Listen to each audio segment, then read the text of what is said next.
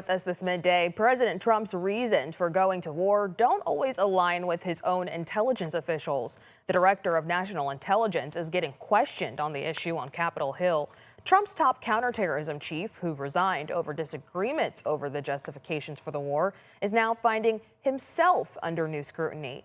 Nandy Cordes is following it from the White House.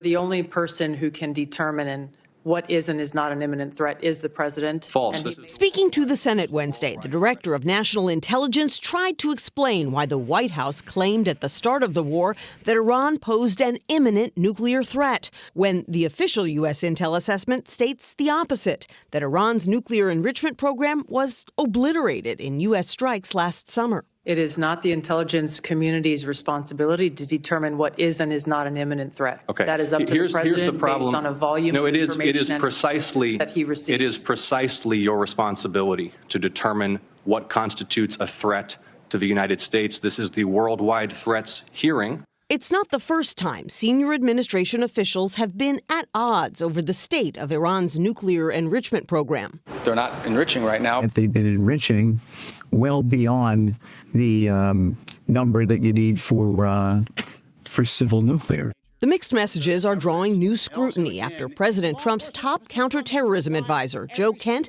resigned this week over the justification for war. Who's in charge of when we decide to go to war or not? Kent shared his views last night with Tucker Carlson.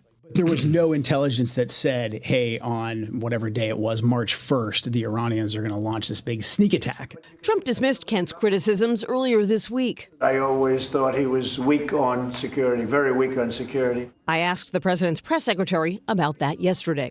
Why would he name someone to run the counterterrorism center who he thought was weak on security? The president gave Joe Kent a chance. He thought he was a good guy with good military experience, and unfortunately, he proved he was not up for the job.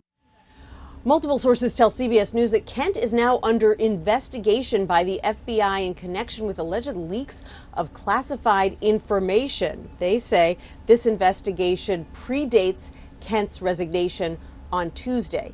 The FBI itself has yet to comment.